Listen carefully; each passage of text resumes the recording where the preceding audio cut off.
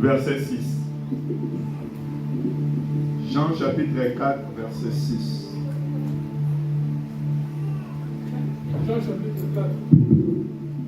Jean chapitre 4, 6e verset. Amen. Nous nous lèvons pour honorer la parole du Seigneur. Amen. Je lis. Là se trouvait l'époux de Jacob. Jésus, fatigué du voyage, était assis au bord du puits. C'était environ la 6e heure. Que le Seigneur ajoute l'explication à la lecture de sa parole. Oui, nous prenons nos places.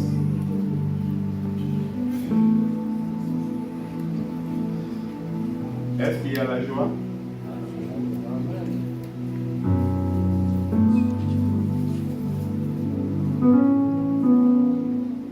Est-ce que tu peux saluer celui qui est à ta côté, à gauche et à droite?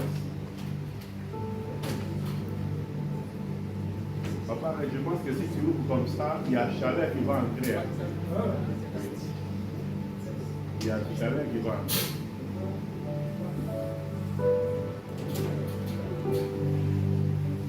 Tu peux quand même déplacer, hein? Déplacer, saluer. Depuis dimanche, on était là.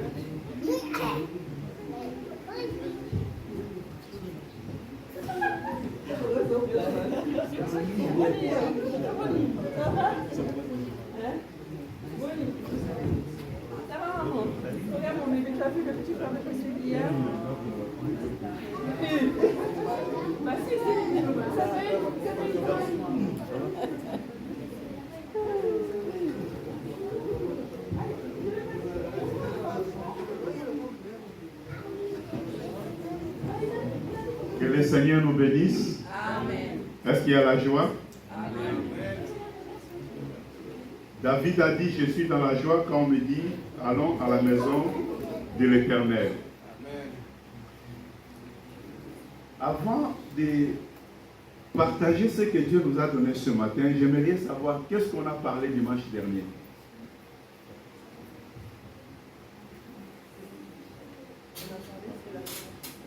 L'adoration, oui, c'est très bien. On a parlé sur l'adoration.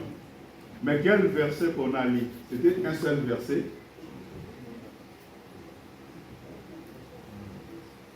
C'est un seul verset. Amen. C'était Psaume, oui, 92, verset 1er. Amen. Et ce matin, quel verset qu'on a lu? Jean 4. Ok. Nous allons commencer maintenant notre enseignement de ce matin. Ce matin, nous voulons parler un thème encore qui est très important. Notre thème de ce matin, c'est un puits sur un autre puits. Un puits sur un autre puits. On connaît bien, hein, le puits, ça sert pour faire quoi? Pour tirer l'eau. Hein? Et l'eau, c'est la vie. Hein? Sans l'eau, il n'y a pas la vie. Que le Seigneur nous bénisse. Le verset qu'on a lu, Jean chapitre 4, verset 6, la Bible dit que là, c'est trouvé le puits de Jacob. Là, c'est trouvé un seul puits. Ce n'est pas des puits. Amen. Il y avait combien de puits là-bas? Les versets qu'on a lus ensemble, Jean chapitre 4, verset 6. La Bible dit, là s'est trouvé le puits de Jacob. Jésus, virgule, fatigué de voyage. Est-ce que Dieu aussi peut être fatigué? Amen. Est-ce que Dieu peut être fatigué? Non. La Bible dit que Jésus, il a dit, c'est lui qui m'a vu avec qui? Le Père. Donc pendant que Jésus marchait, c'est le Père qui marchait.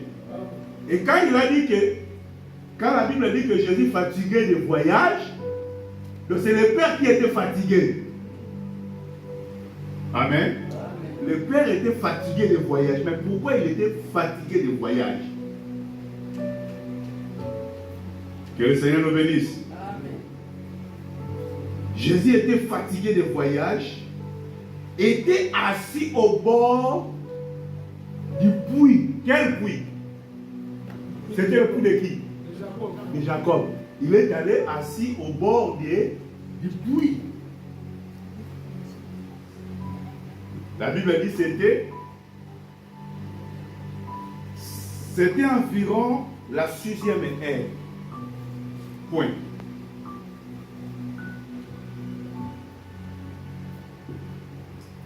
Dimanche dernier, on a parlé de l'adoration. C'est pour cela, aujourd'hui, nous voulons voir aussi que Jésus, quand il était fatigué de voyage, c'est-à-dire qu'il était fatigué de l'adoration qui passait à ce temps-là. Amen. Dieu était fatigué de l'adoration que le peuple présentait à lui. C'est pour cela qu'il est venu pour chercher un adorateur. Mais pour trouver un adorateur, il fallait qu'il trouve cet adorateur au bord d'un puits. C'est pour cela qu'on va parler de deux sortes de puits. Le premier puits, le puits de Jacob, qui représente quoi? Le puits de Jacob représente les ressources humaines. Est-ce que vous m'avez compris? Le puits de Jacob représente les ressources humaines. Pourquoi? Parce que c'est Jacob qui avait creusé. Pourquoi Jacob avait creusé? Jacob avait creusé ce puits-là qui servait depuis de génération en génération. C'est-à-dire ce puits-là, il représentait d'abord l'histoire d'un peuple. L'histoire de Jacob, comment Jacob a marché. Et Jacob a laissé des traces. Bien dans le Seigneur, le Dieu qui nous a appelés, il nous a appelés pour laisser des traces dans ce monde. Il y a quelqu'un qui ne m'a pas écouté ce matin. Je te dis que le Dieu qui t'a appelé, le Dieu t'a appelé dans ce monde, afin que quand tu passes, tu laisses aussi des traces. Amen. C'est pour cela que Jacob avait laissé des traces. Parmi ces traces-là, on parle de puits. Donc, c'est-à-dire, c'est l'histoire de Jacob. Est-ce que toi aussi tu peux laisser l'histoire dans ce monde? Amen. Mais laisse-moi te dire que le Dieu qui t'a appelé, le Dieu qui nous a appelés, Dieu nous a appelés pour laisser de l'histoire dans ce monde. Si tu n'avais pas de l'histoire, je déclare ce matin que l'histoire commence aujourd'hui. Je déclare que à partir d'aujourd'hui, ça commence l'histoire dans ta vie.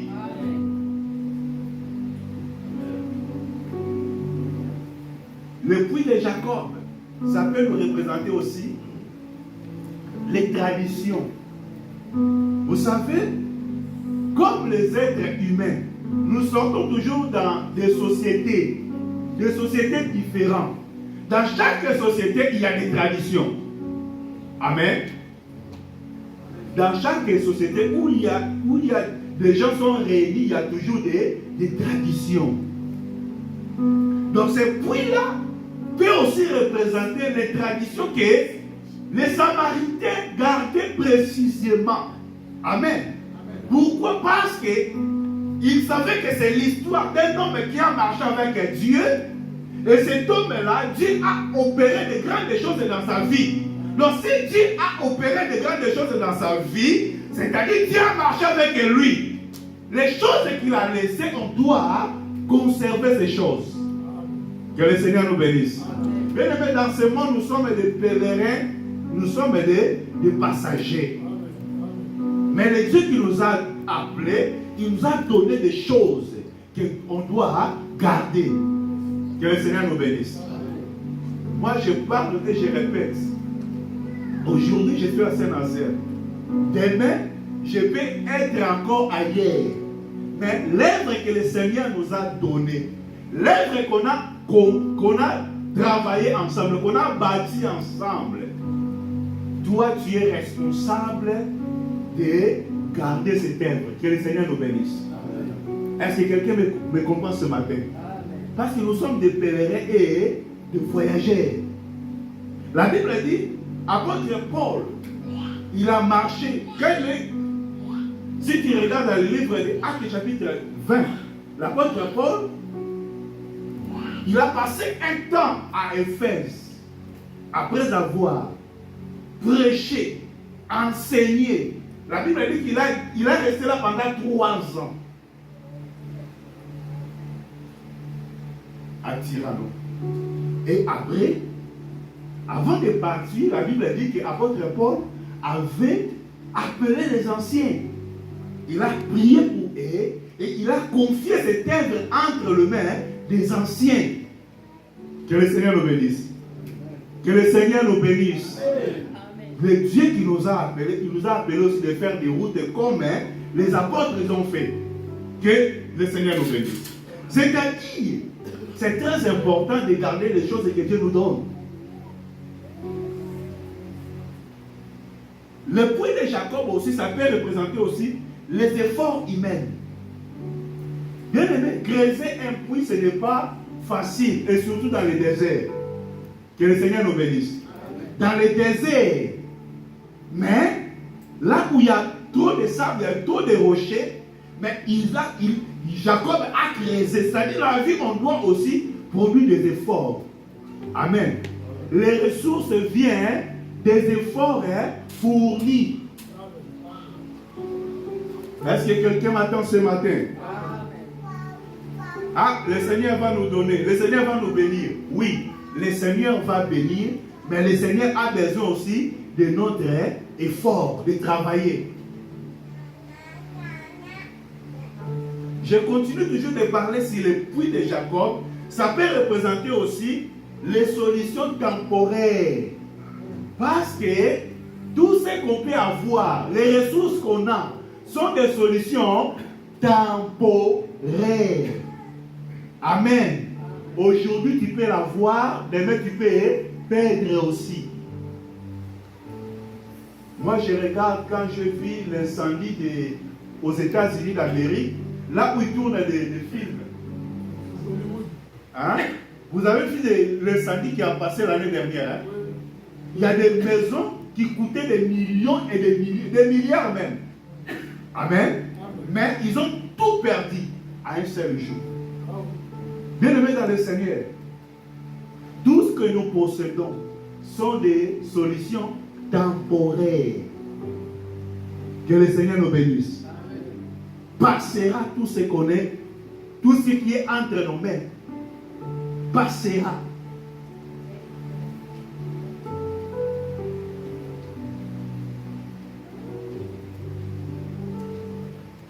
La dernière des choses que je vais parler par rapport au puits de Jacob, la Bible dit qu'il y a des gens qui venaient pour chercher l'eau. Amen. Comme ces jours-là, la Bible nous parle de la femme samaritaine, qu'elle est venue aussi pour puiser de l'eau. Mais la Bible dit, c'est l'eau-là. N'étanchez pas la soif pour toujours. Amen. Il venait toujours, il cherche l'eau, il va retourner, après avoir utilisé, il va venir encore. Amen. Donc c'est-à-dire, c'est toujours, on parle toujours de solutions temporaires. Il vient, il prend, il doit revenir encore. Cherchez encore.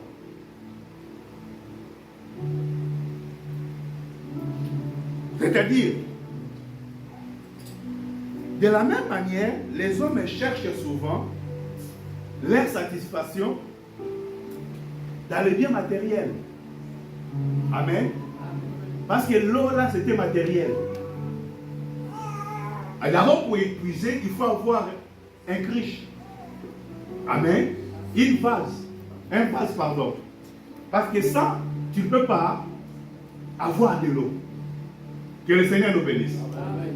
Donc, c'est-à-dire, nous sommes toujours habitués de chercher nos satisfactions par rapport à des choses matérielles. La réussite, des relations, même pour servir Dieu. Servir Dieu, c'est là la tradition, parce que là, les Samaritains servaient Dieu. Amen. Ils servaient Dieu. Quand on parle de la tradition, si on va descendre dans le même verset, vous allez trouver que la conversation de la femme avec Jésus, il voulait montrer Jésus que, et ils ont quand même un Dieu. Amen. Quel verset qu'on peut prendre? Écoutez, verset 12.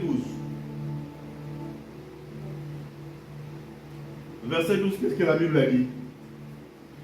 Es-tu plus grand que notre père Jacob, qui nous a donné ses puits, et qui en a bu lui-même, ainsi que ses fils et ses troupeaux? Amen. Donc, pour cette femme, la puits de Jacob, c'était quelque chose qui était plus grand. Et Jacob était plus grand.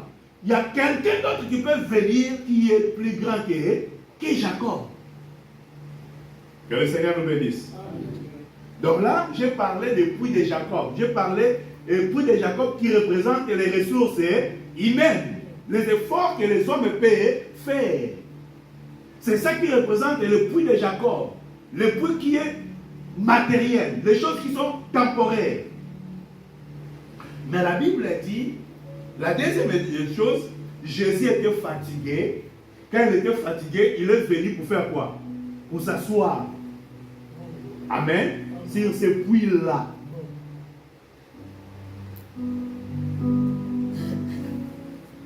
Nous voulons expliquer Jésus aussi comme un autre puits. Que le Seigneur nous bénisse. Mais quel est ce puits? C'est le puits qui ne tarit jamais. Jésus, il est le puits qui ne tarit jamais. La Bible dit, assis sur le puits de Jacob, Jésus révèle qu'il est lui-même une source supérieure. C'est-à-dire, nous voulons expliquer Jésus comme un puits qui était assis sur un autre puits, qui était assis sur le puits de Jacob. Que le Seigneur nous bénisse. Est-ce que vous êtes fatigué? Parce que quelque part, Jésus a dit, je pense qu'on va prendre à partir du verset 13.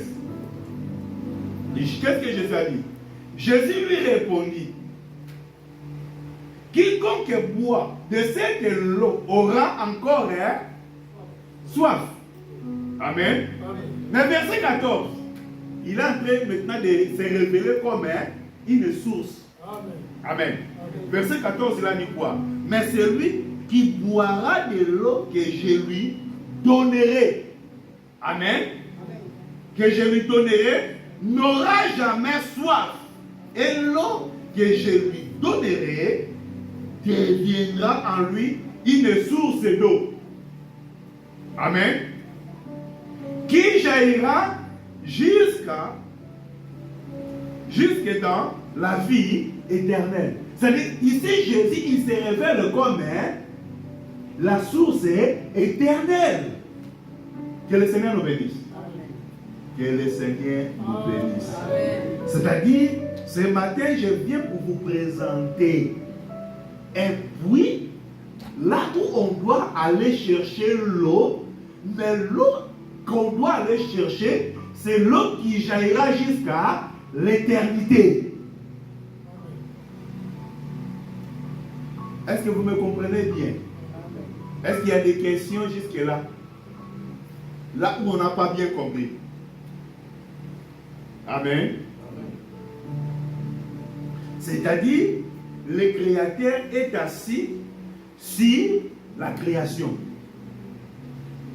C'est ça, non? Jésus qui est le Créateur, il était assis sur Jacob. Parce que l'œuvre là, c'était l'œuvre de Jacob. Alors que Jacob, c'est une création. C'est quelqu'un qui a été créé. C'est-à-dire un créateur, Jésus qui est le Créateur, il est venu assis sur la création. Mais pour quel but? Amen.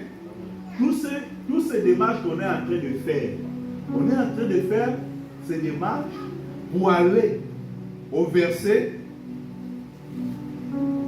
Quel verset que nous sommes en train de chercher? Verset 24. Verset 24, qu'est-ce que la Bible dit? L'air vient où il est déjà à Pardon. C'est quoi? Qu'est-ce que la Bible dit? L'air vient et elle est déjà venue. Où les vrais adorateurs adoreront le Père en esprit et en vérité. Ok. Amen. Amen. Ce matin, nous sommes en train de faire une démarche pour aller chercher le travail que Jésus est venu faire. Nous avons dit s'il était fatigué de voyage, parce qu'il y avait une adoration. Mais cette adoration-là, Jésus était fatigué de ça. Est-ce que vous me comprenez bien? Il était fatigué de ça. Maintenant, il voulait une autre adoration. Mais pour que cette adoration-là soit manifestée, il faut que lui vienne s'asseoir sur les créations. C'est-à-dire, pour bien expliquer, dans ta vie, pour adorer Dieu, il faut que Dieu vienne s'asseoir dans ta vie. Il faut que Dieu vienne s'asseoir sur tes ressources. Parce qu'il y a aujourd'hui beaucoup qui prennent les ressources. Il considère la grandeur de leurs ressources plus que Dieu. Est-ce que vous me comprenez? C'est-à-dire qu'il y en a beaucoup qui considèrent que leurs ressources sont plus grandes que le Dieu que nous servons. Et là, tu ne peux pas adorer Dieu. Là aussi, ce n'est pas l'adoration que Dieu attend. Ce que Dieu attend et que lui vient s'asseoir là où il y a tes trésors, que je peux dire, tes ressources, là où il y a ta force, là où il y a ta confiance. Il veut s'asseoir là-bas. Et c'est là que tu donneras l'adoration que lui attend.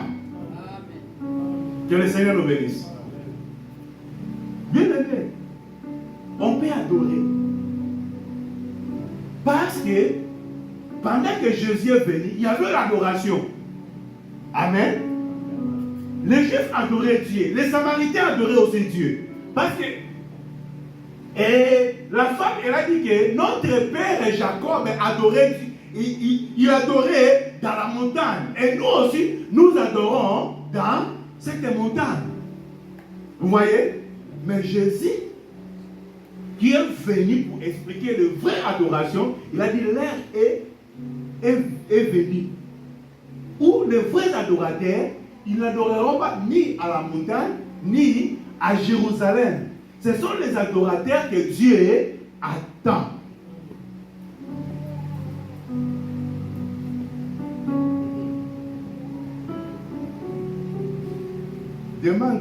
Demande ton frère qui est à gauche ou à droite s'il est vraiment un adorateur que Dieu attend.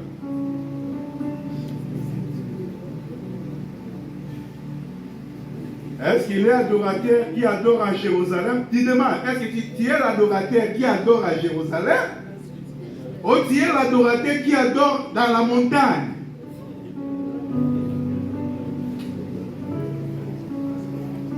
C'est verset 21. La femme lui dit, Jésus, crois-moi, l'heure vient où il ne sera ni sur cette montagne, ni à Jérusalem, que vous adorerez. Vous savez qu'aujourd'hui, il y en a beaucoup qui ont resté toujours adorés sur la montagne. Amen. Il y en a beaucoup aussi qui sont restés pour adorer à Jérusalem. Mais Jésus, ce jour-là, quand il est venu pour chercher l'adorateur qui n'adore pas Jérusalem, ni sur la montagne. Ce matin aussi, dans cette assemblée, il est venu. Il est venu pour chercher l'adorateur qui n'adore pas Jérusalem, ni dans cette montagne.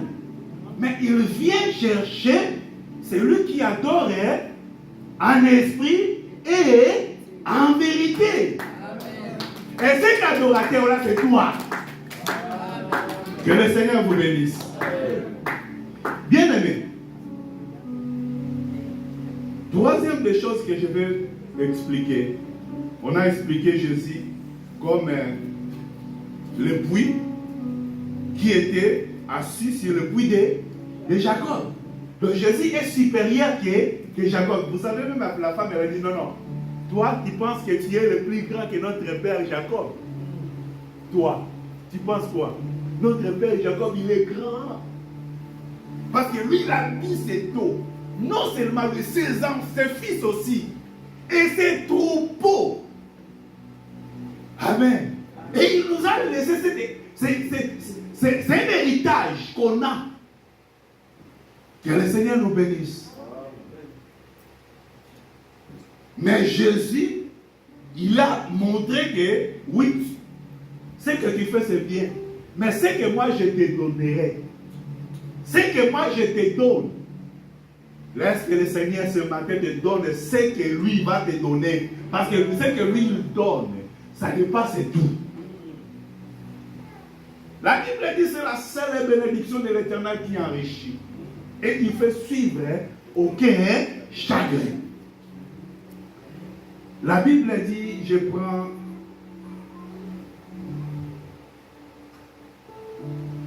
troisième point que je vais expliquer. Dieu se sert souvent d'un puits naturel pour révéler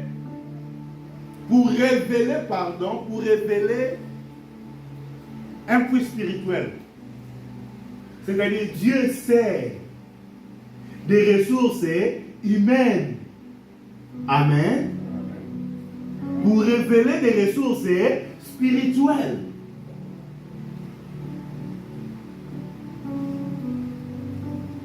Que le Seigneur nous bénisse.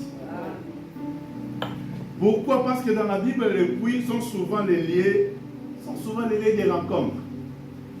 Amen. Les puits. Souvent, c'était les lieux des rencontres. Abraham avait creusé le puits.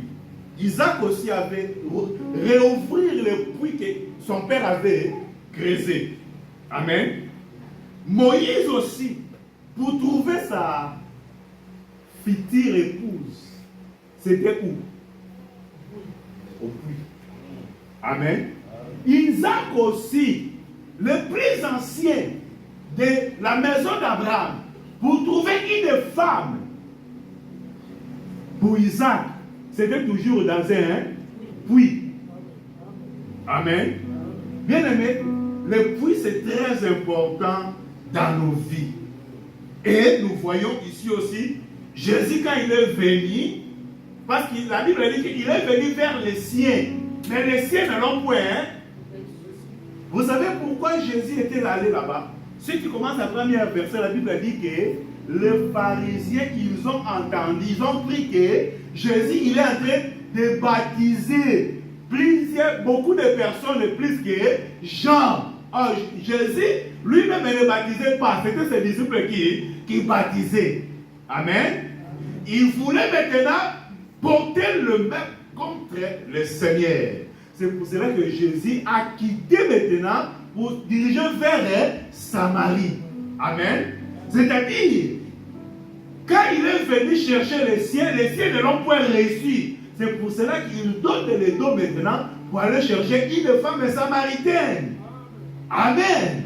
Cette femme samaritaine pour être le véritable l'adorateur. Parce qu'en Jérusalem, il n'a pas trouvé la vraie adoration. Que le Seigneur nous bénisse. Est-ce que le Seigneur peut trouver les vraies adorations dans ta vie?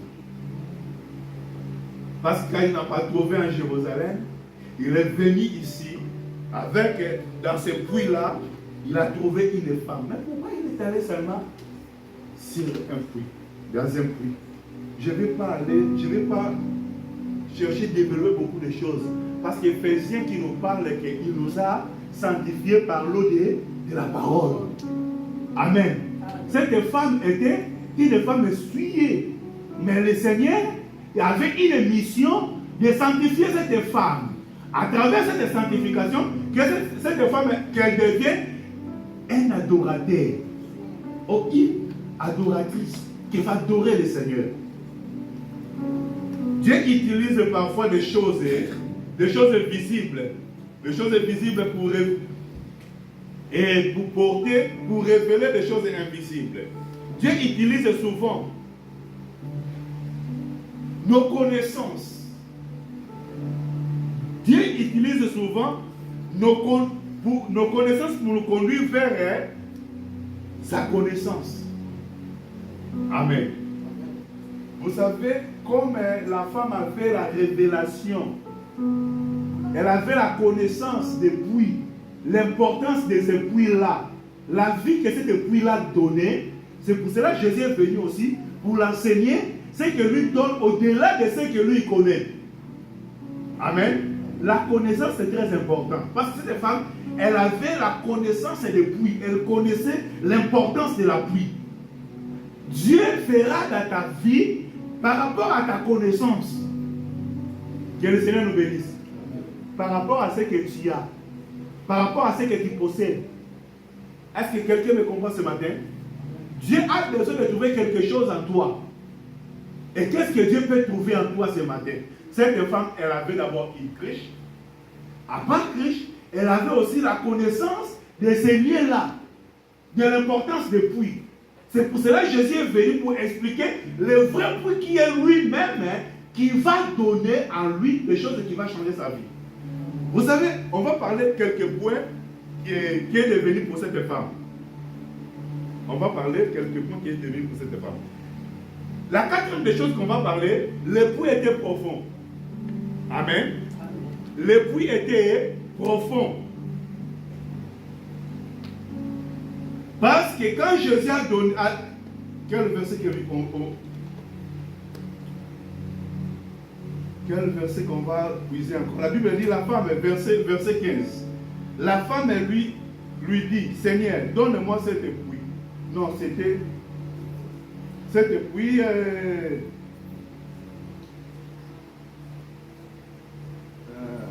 non, verset 9.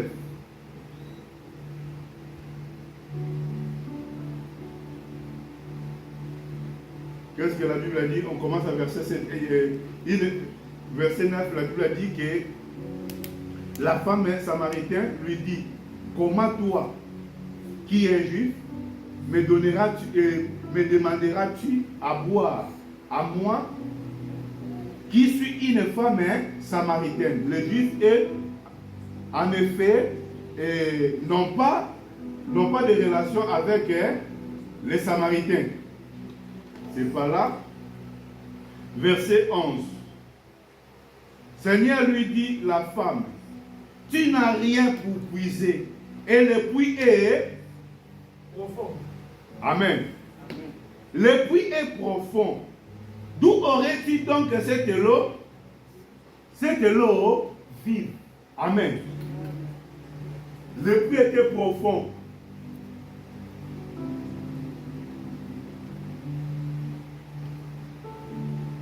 Qu'est-ce qu'on peut parler là-bas? Le puits était profond. Que le Seigneur nous bénisse. C'est-à-dire le puits était profond, mais il a besoin de l'eau. Pour trouver l'eau, le puits est profond. C'est-à-dire, ce matin, je viens pour te dire que tes problèmes peuvent être grands. Tes problèmes peuvent être profonds. Amen. Tes difficultés peuvent être profondes. Ta vie financière peut être profonde. Mais laisse-moi te dire que Jésus est plus profond que tes problèmes. Jésus est plus profond que tes difficultés. Jésus est plus profond que ta vie financière. Que le Seigneur nous bénisse. Parce que cette femme, elle a vu la profondeur du puits. Il a dit, mais tu n'as rien pour épuiser, pour tirer l'eau parce que le puits est profond. Mais Jésus, il ne savait pas que Jésus, il est le plus profond que le puits de Jacob. Laisse-moi te dire, mon frère, si tu traverses des temps difficiles, que tu trouves que tes problèmes sont très profonds, que tes problèmes sont très compliqués, mais laisse-moi te dire que Jésus, il est plus grand que tes problèmes. Il est plus grand que tes difficultés. Amen. Que le Seigneur nous bénisse. Bien-aimés, nous devons toujours compter sur la grâce du Seigneur. Même si nous voyons que nos problèmes sont profonds, sont compliqués, mais Jésus est au-dessus de toutes les choses. Amen. On doit faire confiance à la grâce de Dieu, parce que la grâce de Dieu est plus profonde que toutes nos difficultés. Amen. Je vais finir. Je vais parler du dernier point. Les vrais miracles. Amen. Dernier point que je vais partager avec vous, c'est le vrai miracle. Mais c'est quoi le vrai miracle? Vous savez qu'aujourd'hui, nous venons beaucoup à Dieu pour chercher le miracle. Pour chercher la main de Dieu. Pour chercher la visitation de Dieu. Ce n'est pas mauvais. Que le Seigneur nous bénisse. Ce matin, je vais conclure pour partager avec vous le vrai miracle. Qu'est-ce qui, pour cette femme qui était le vrai miracle? Il est venu pour chercher l'eau. Amen. Parce qu'il avait besoin de l'eau. Le vrai miracle, c'est cette femme est devenue elle-même une source de l'eau. Amen.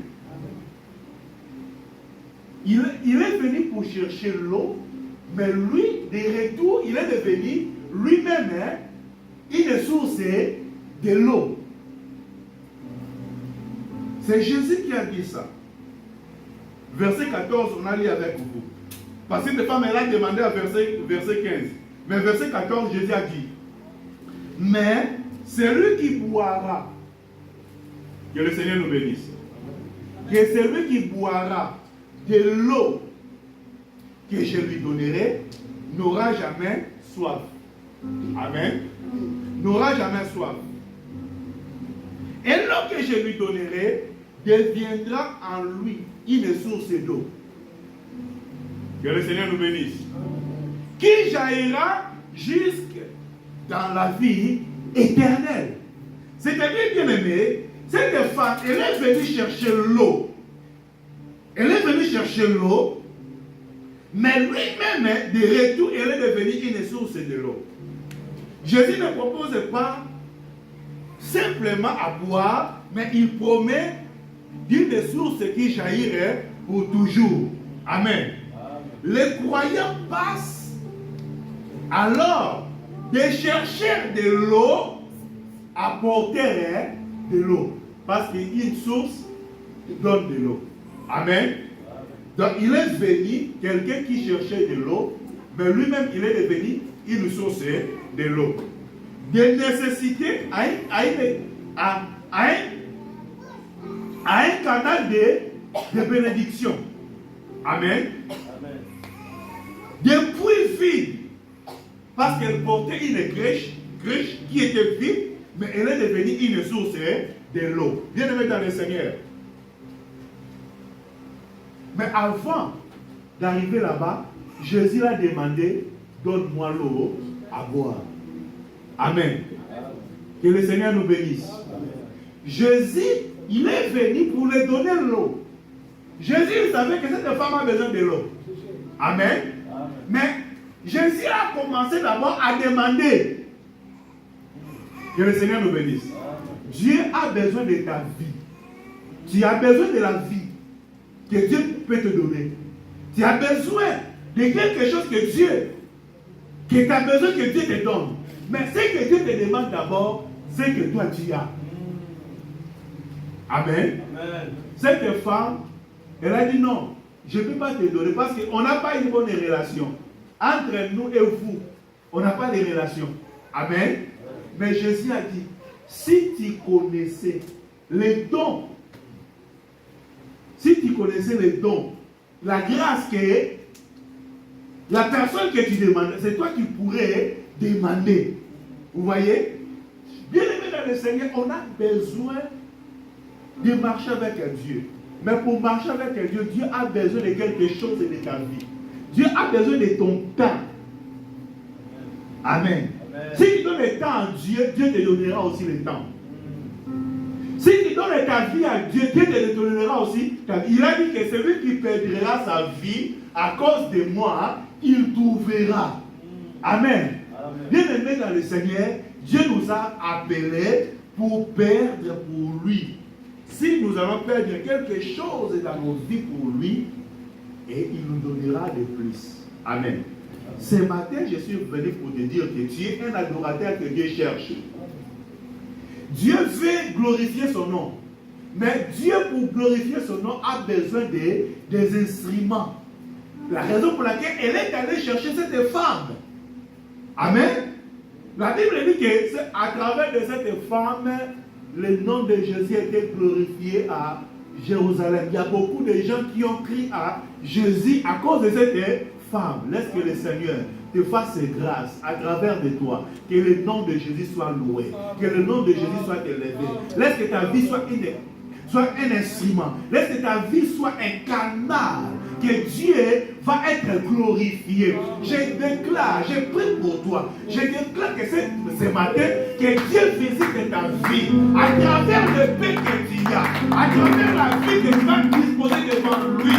Que Dieu utilise ça. Que son nom soit élevé. Et quand le nom de Jésus sera élevé, ta vie aussi sera élevée. Bien aimé, ta vie sera élevée. La dimension que tu te donneras devant Dieu. La dimension que tu te sacrifieras devant Dieu. Je déclare ce matin, à partir de ce matin, que ta fille glorifie Dieu. Que ta fille élève Dieu. Que ta fille bénit Dieu. Que Dieu relève ta vie au nom puissant de Jésus.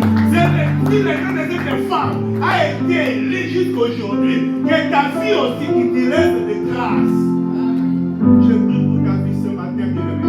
On va prier, on va nous mettre debout, on va prier, bien-aimé.